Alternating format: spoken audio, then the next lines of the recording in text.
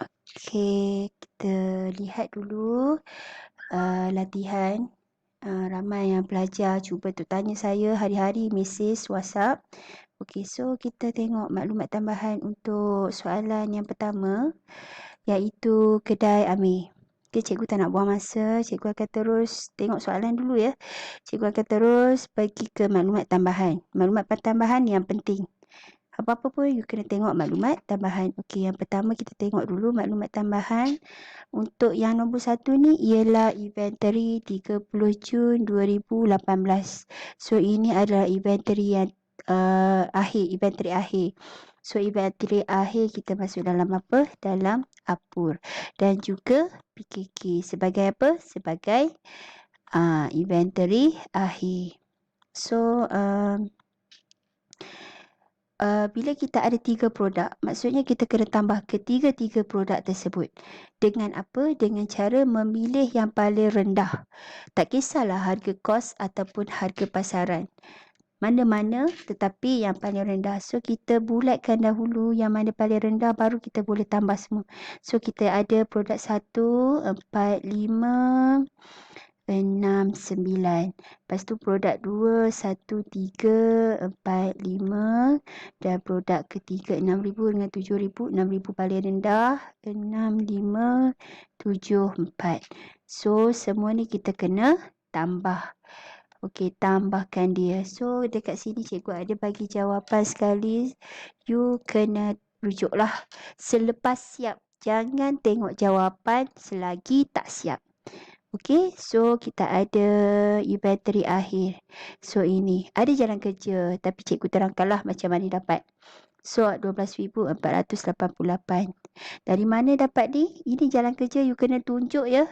Kalau tak tunjuk tak apa, tapi kalau jawapan awak salah, at least jalan kerja ada. Mana dah tahu pemeriksa baik hati, dia bagi markah separuh kat sini. Okey, so kalau tak ada, biarkan. Okey, so ini jalan kerja. Kita masuk dekat sini tadi. Okey, kita ambil nilai yang paling rendah. Okey, yang kedua ialah bil telefon. You kena tahu bil telefon tu apa. Okey, bil telefon ialah kadar bayaran. Dia terdiri daripada bil elektrik. Okey, bil elektrik tahu kan yang setiap bulan you dapat tu daripada TNB. Kemudian bil air juga kadar bayaran serta bil telefon. Okey, ini adalah kadar bayaran. Kita tak tulis akaun bil telefon. No, tak ada akaun bil telefon. Akaun kadar bayaran. So dia kata dia telah dibayar dengan menggunakan hasil jualan tunai. Maksudnya dia dah termasuk dalam jualan tunai sepatutnya. Tetapi dia kata apa? Belum direkodkan. Ini penting ni, highlight ni, dia kata belum direkodkan. Jadi maksudnya belum masuk. Bila belum masuk, kita kena tambah. Belum masuk, maksudnya kita kena tambah. So 540 kita tambah dekat hasil jualan tunai. Okey, dan di bil telefon. Apa bil telefon? Iaitu kadar bayaran. So kat jawapan cikgu akan bagi dalam WhatsApp ya. Don't worry, nanti you boleh rujuk selepas siap. Bukan buat sambil buat tengok jawapan. No. Buat dulu baru tengok jawapan. Okay, so dekat jualan ini, jualan 540. Dan satu lagi cikgu cakap apa tadi? Kadar bayaran. So kadar bayaran mana? Ini. So tambah 540. Okay, no problem. Tambah. Sebab dia kata apa? Belum rekod. Jadi kita kena tambah. Tak masuk pun lagi. Okay, yang ke 3 sepatutnya ya. Ini salah typing error, sorry. Yang ketiga dan keempat ni ialah nota debit. Ini awak kena rujuk balik bab kita belajar sebelum ini, iaitu bab dokumen sebagai sumber. Okey, bila jadinya seperti ini, you kena faham konsep ataupun apa itu fungsi nota debit dan fungsi nota kredit. Kalau nak tahu, rujuk baliklah. Cikgu malas nak ulang. Cumanya cikgu nak cakap, jika nota debit maksudnya kita akan menambahkan hutang. Jika nota kredit, kita akan mengurangkan hutang. So, bear in mind, debit menambahkan hutang, kredit mengurangkan hutang. Okey, itu yang pertama. Yang kedua, daripada siapa ataupun kepada siapa.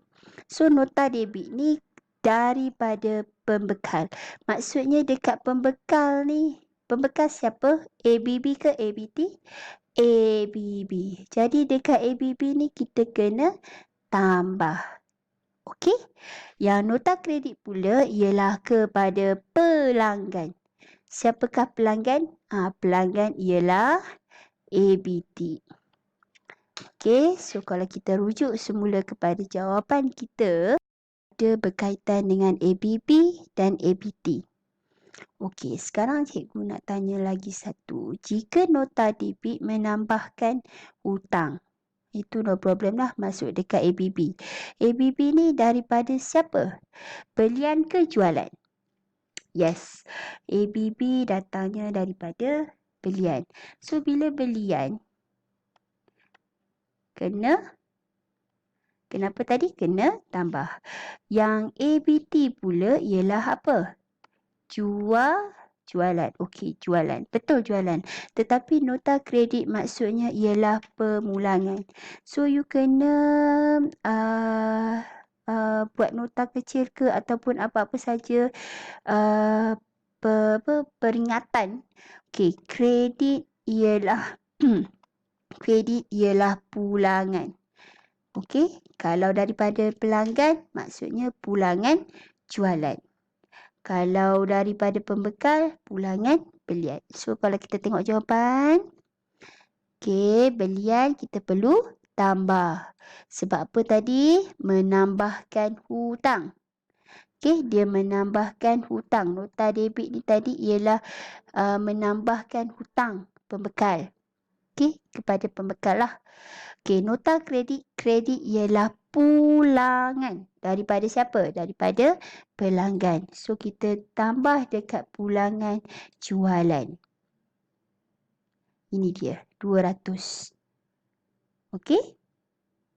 Okey, so next kita tengok yang ke berapa ya tadi? 3, 4 sepatutnya dah dapat lah ni. Nampaklah padam sikit. Okey, kita tengok pula susut nilai. Peruntukan hutang ragu ke atas penghutang bersih. Okey, tengok penghutang. Mana soalan tadi? Penghutang. Penghutang ialah ABT ya. Okey, penghutang ialah ABT. Okey, penghutang dia berapa? 75,000.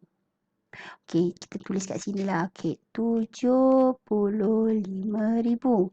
Kemudian kita kena tengok hutang lapuk di dalam maklumat tambahan. Bukan imbangan duga. Di maklumat tambahan. Okey, ada tak? Okey. Tak ada lah cikgu. Yang ini bukan hutang lapuk. Ini ialah hutang lapuk terpulih. Jadi lain. Jadi kita tak perlu tolak. So kita akan darab dengan berapa? 5%. So berapa jawapan dia? Kita tengok. Okey, mana dia?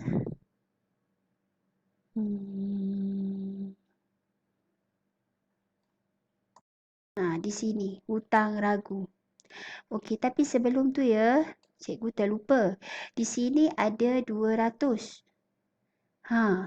Kita tidak ada hutang lapuk, tetapi kita ada pelarasan tadi. Dia kata belum direkodkan. Maksudnya dekat siapa ni tadi? Cikgu dah padam tadi. Pelanggan ni ialah ABT. So, kita kena buat apa tadi kat sini? Cikgu kata tolak. So 75,000 ni kena tolak dulu 200. 75,000 ni tolak dengan 200.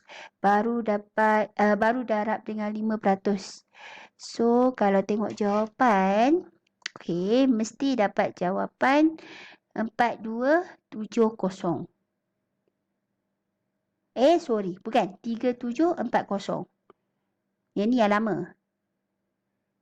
Yang lama. Okey. Kerana dia hutang ragu.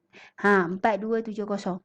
So, awak punya jawapan ni tadi mestilah dapat jawapan 3740. 3740. So, bila semakin rendah, ia adalah hasil. Bila semakin rendah, ia adalah hasil. Macam nak tahu? Okey, tengok soalan.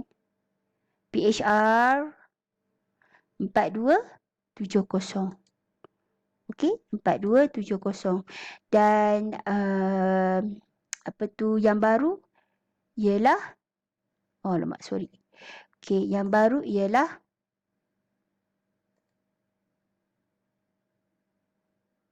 mana tadi? Yang baru ialah 3740.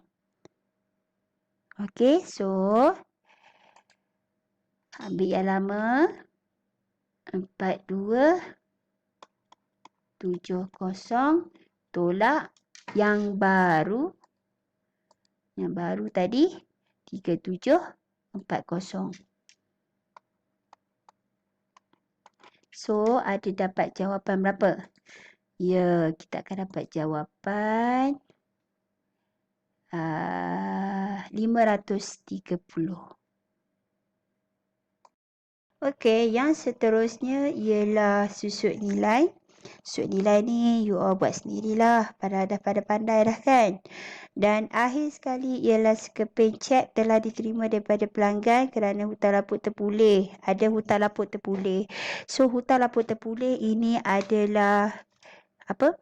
Ia adalah hasil. Jadi, kalau hasil kita kena catat dalam, kalau hasil kita kena catat dalam apunlah. Lepas tu dia belum rekod, so kena tambah. Jika dalam soalan ada hutang lapuk terpulih, contoh dalam imbangan duga ada hutang lapuk terpulih, kita tambahkan. Tapi dekat sini tak ada, so tak ada masalah lah. Okey, kita akan dapat 600. Jika satu lagi ialah yang dekat ni, jawapan di mana dia? Ni, hutang lapuk terpulih 600. Okey, dan satu lagi di mana? Betul. Di bank. Sebab kita dapat duit. Okey, dia bayar. Dan dia tak catat dalam mana-mana buku. Belum rekod dalam mana-mana buku. So, bila belum rekod ni, kita kena ingat ada 2 akaun yang terlibat. Mesti. Macam contohnya bil telefon ni tadi. Satu akaun jualan tunai, satu lagi akaun KB, kadar bayaran. Sama juga dengan yang ini. Satu akaun hutang lapuk terpulih dan satu lagi ialah akaun cek. Cek ialah bank. Okey, so cikgu harap soalan ni boleh kecap lah. Okey, good luck.